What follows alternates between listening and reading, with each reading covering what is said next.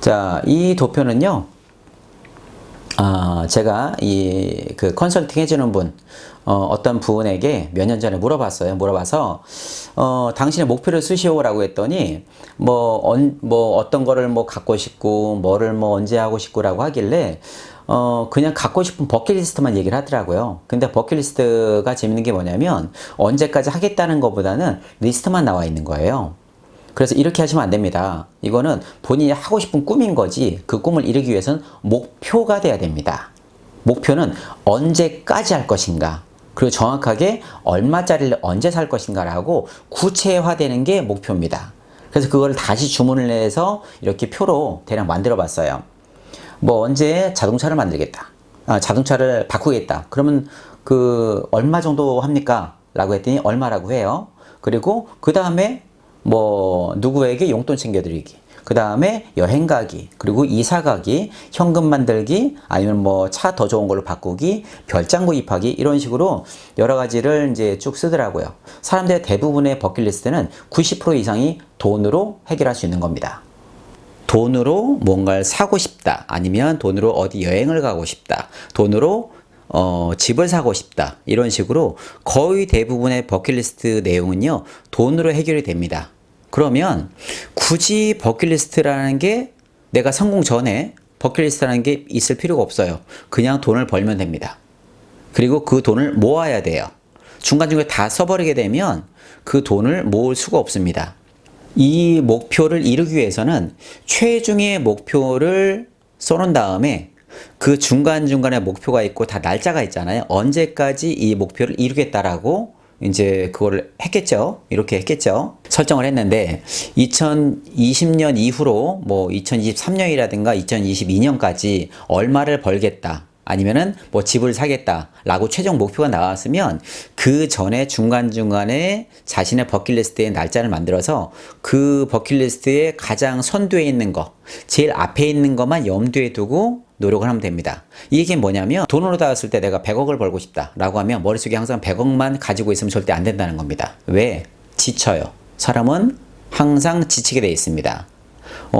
지금 100억을 벌기 위해서 시작을 했는데 지금 가진 돈이 100만 원밖에 없어요.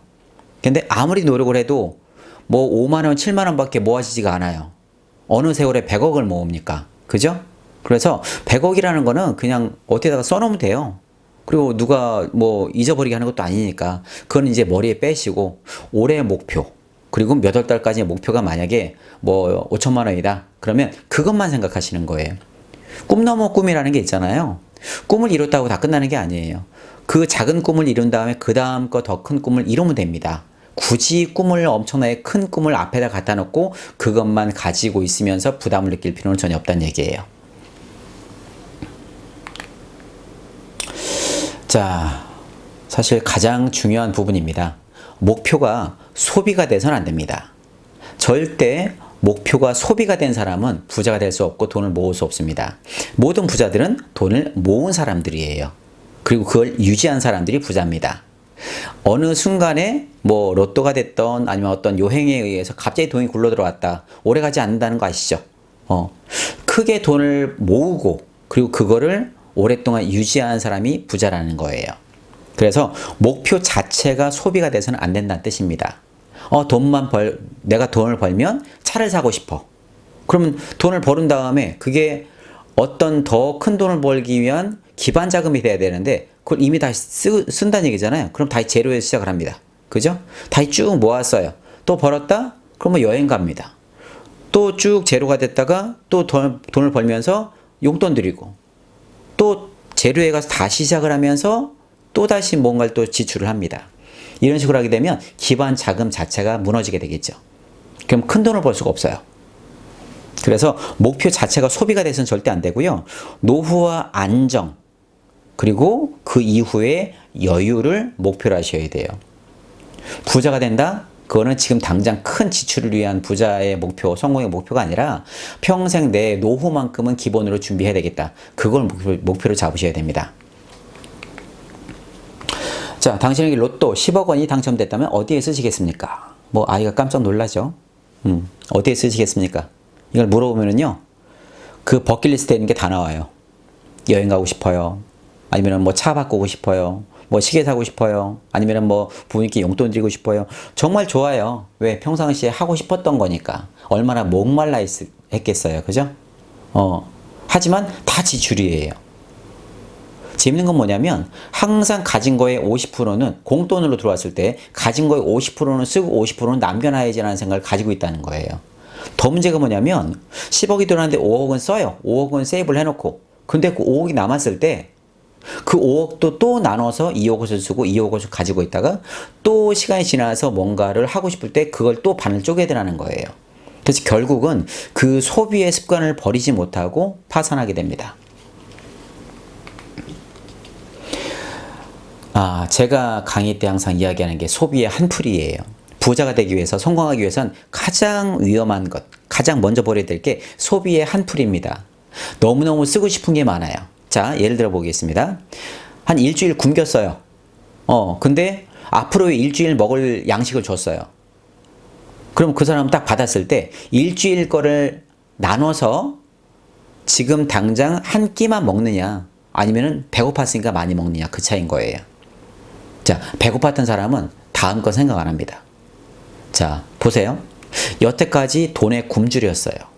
대부분의 국민들이 돈에 굶주렸어요. 가난에 지긋지긋하게 살아왔고 돈에 굶주렸습니다. 그럼 돈이 생기면 어떻게 하겠습니까? 쓰죠. 그게 소비의 한풀이에요. 한이 걸린 거예요. 한. 못 먹은 거를 먹고 싶을 기회가 생기면 많이 먹죠. 살이 찌건 말건. 내가 쓰고 싶은 욕구가 너무 많은데 여태까지 돈이 없어서 못 썼어요. 그러면 돈이 생겼을 때 어떡합니까? 씁니다. 그게 소비의 한풀이에요. 한을 풀겠다는 거예요. 하지만 더 먼 앞날을 위해서 지금은 조금 배고픈 것만 조금 요기만 때우고 다시 세이브를 해야 된다는 거예요. 자, 사람은 두 가지입니다. 쓰고 싶은 사람과 모으고 싶은 사람.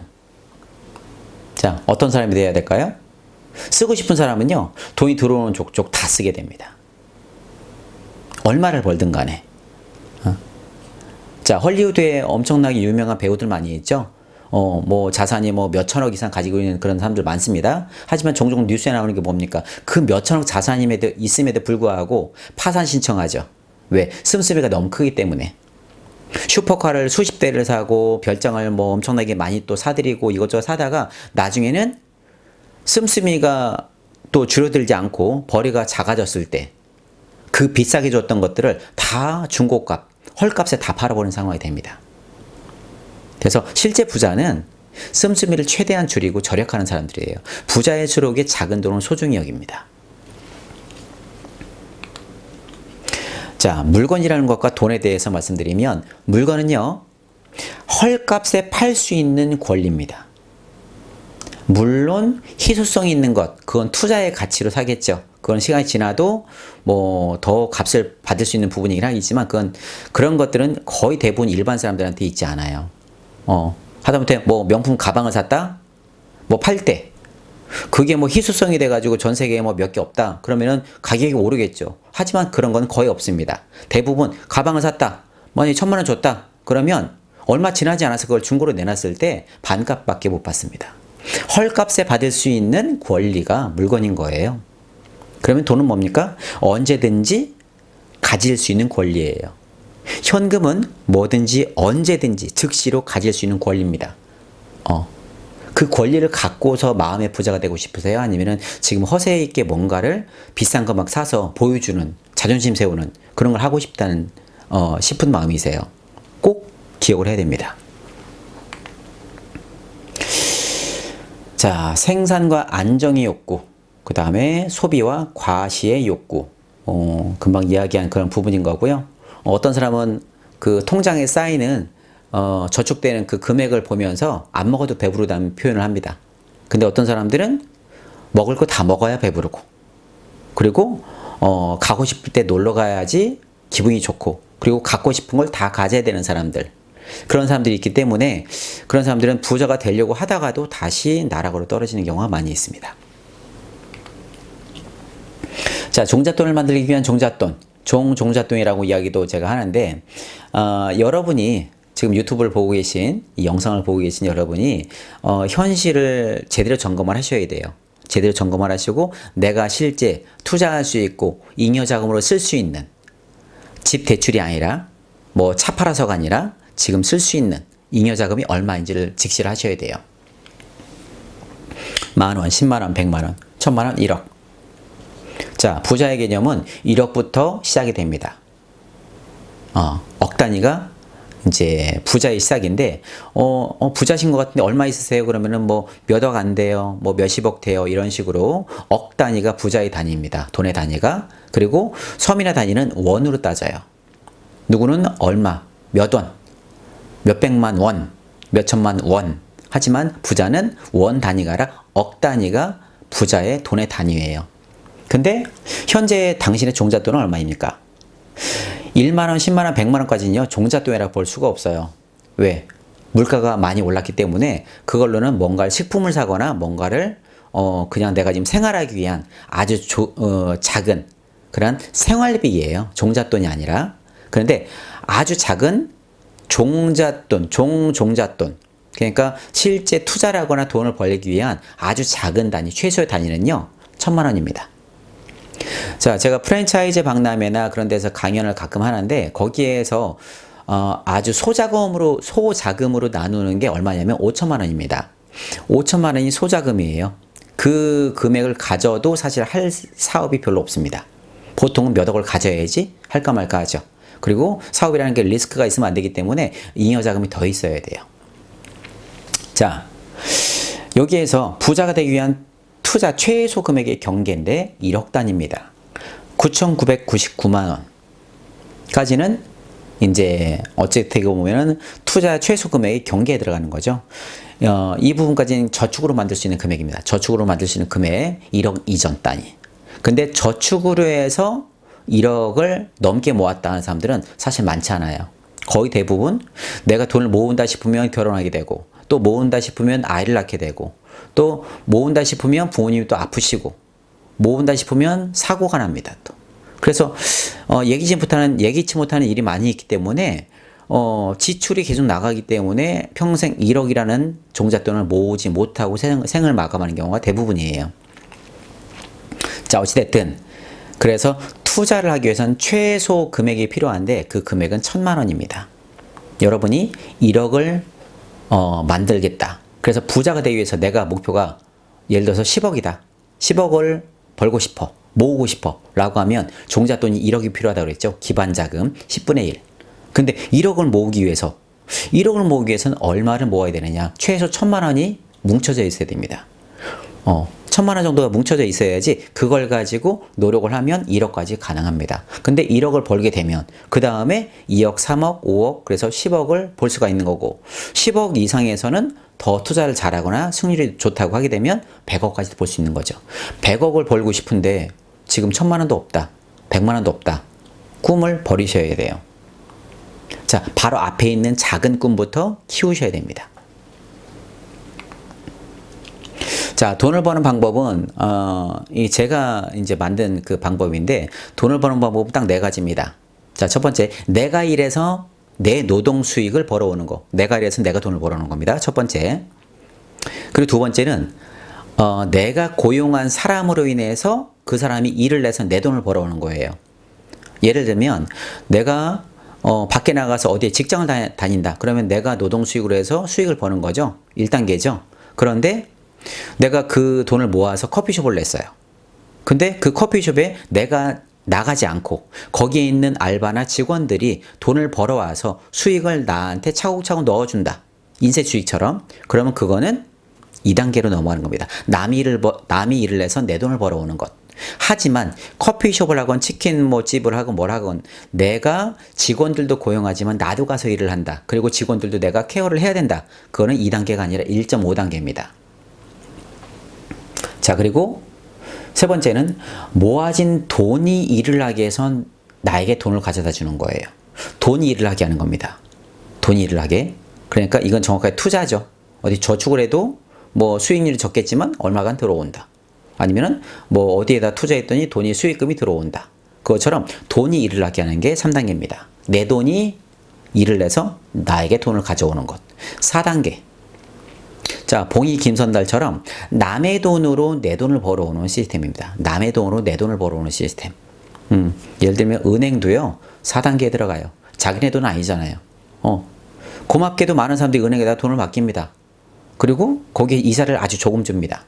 그러면 남의 돈을 가지고 다른 중소기업이나 그런 데 돈이 필요한 데다가 이자를 그거보다 훨씬 더 많이 쳐가지고 빌려주잖아요.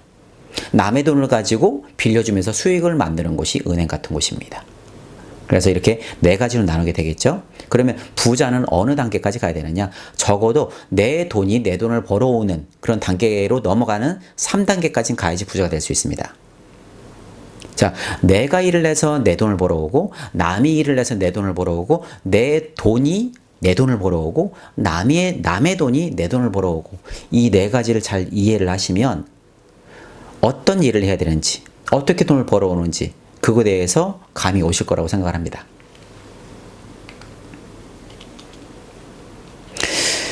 자, 먹이사슬을 바꿔라.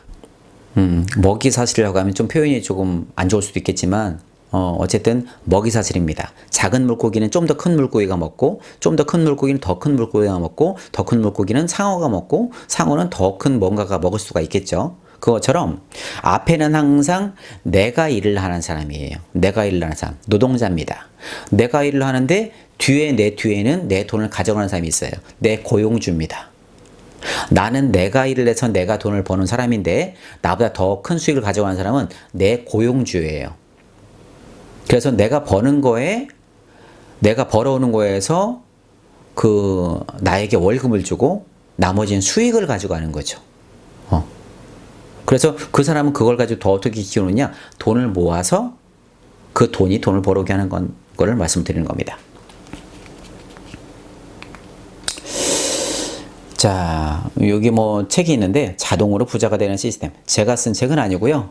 저도 여러 가지 책을 많이 쓰긴 했지만은 이 자동으로 부자가 되는 시스템. 여러 가지가 있겠죠. 뭐 인쇄 수익도 있을 수가 있고, 뭐 예를 들어 뭐 책을 썼다 그러면은 내가 그걸 세일즈하지 않아도 서점에서 알아서 팔리고 인기 뭐 베스트셀러라고 하게 되면 책이 알아서 판매가 되면 알아서 통장으로 찍히게 됩니다. 돈이 들어오게 되겠죠. 뭐 저작권료 같은 거, 뭐 그런 것도 마찬가지고, 아니면은 흔히들 요즘에 많이 하는 뭐 네트워크 마케팅 어떤 그런 걸 할 때에도 다른 사람들이 일을 해서 내가 모르는 사람들인데도 그 사람들이 일을 해서 내 수익을 만들어주는 시스템이 될 수도 있다는 거죠. 자, 근데 중요한 건 여기에서 돈이 돈을 버는 투자 시스템의 구축이 있는데, 여기에 그 부부가 커다란 돈을 이렇게 굴리고 있죠.